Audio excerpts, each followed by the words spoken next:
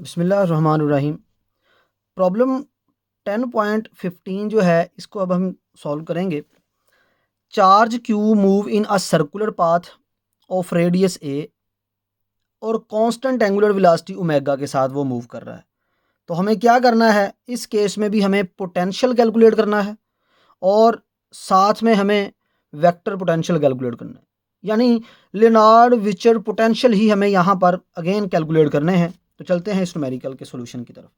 तो देखिए हमारे पास जो पोजीशन है, क्योंकि सर्कल की बात हो रही है तो सर्कल के अंदर जब हम डिस्कस करते हैं तो सर्कल में पोजीशन जो है वो साइन और कॉज की सेंस में ली जाती है, क्योंकि सर्कुलर मोशन है, प्लेन के अंदर है।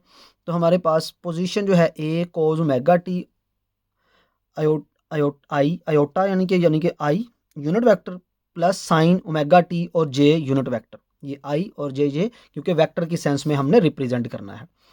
अब यहाँ से अगर हम वेलोसिटी निकालना चाहें तो वेलोसिटी क्या होगी हमारे पास, वेलोसिटी जो है इसका हम डेरिवेटिव ले लेंगे। तो डेरिवेटिव साइन का डेरिवेटिव माइनस कॉस का डेरिवेटिव माइनस साइन आ गया, साइन का कॉस आ गया और दोनों के साथ से ओमेगा बाहर आएगा तो वो हमने कॉमन बाहर रख लिया। तो ये ए ओमेगा आ गया, ये वेलोसिटी की वैल्यू आ गई, ये याद रखनी।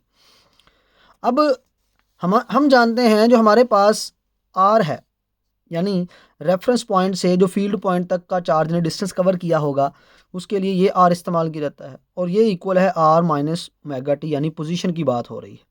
तो आर को हम लिख सकते हैं वेक्टर इंटू वेक्टर की मैग्नीट्यूड, चूंकि जो हमारे पास चार्ज है वो अलोंग जी एक्सिस है इसलिए हमने जी इंटू जी यूनिट वेक्टर लिखा। ये जी मैग्नीट्यूड और जी यूनिट वेक्टर माइनस ये ओमेगा टी पोजीशन को रिप्रेजेंट कर रहा है, तो ये वाली वैल्यू जो पोजीशन की है वो हम यहाँ पुट कर देते हैं।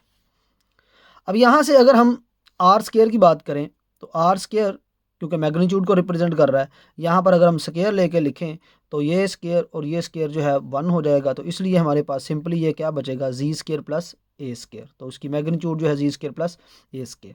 तो ये हमारे पास मैग्नीट्यूड की सेंस में ये आर की मैग्नीट्यूड आ गई। यहाँ पर चूँकि स्केयर लेंगे तो 1 हो जाएगा। अब आर डॉट वी ये हमने मालूम करना है, क्योंकि पोटेंशियल के फार्मूले में आर डॉट वी आता है।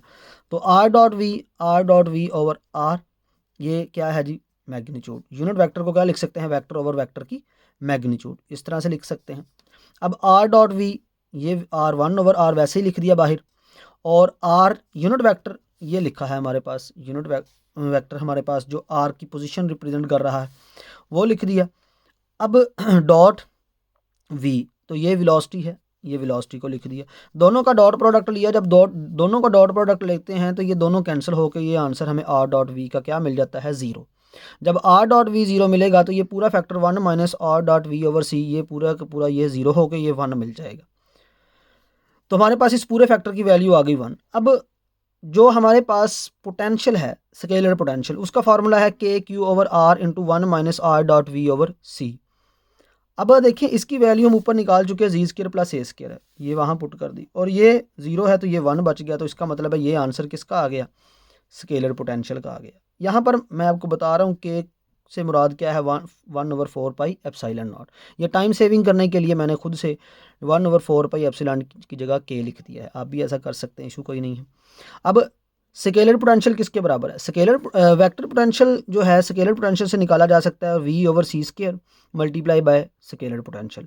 वी ओवर सी स्केयर वैसे ही आ गया और इसकी वैल्यू जो भी आपने ये कैलकुलेट की है पुट कर दे। जब ये वैल्यू यहाँ पुट करेंगे तो के क्यू ओवर ये आ गया। अब ये वेलोसिटी है तो वेलोसिटी की वैल्यू क्या है, ये ऊपर हम वेलोसिटी की वैल्यू निकाल चुके ये वैल्यू। तो वेलोसिटी की वैल्यू यहाँ पुट करें, जब वेलोसिटी की वैल्यू यहाँ पुट कर यहाँ पे ए ओमेगा आएगा तो ए ओमेगा को बाहर लिख ले तो आपके पास फाइनल में आंसर आ गया बस।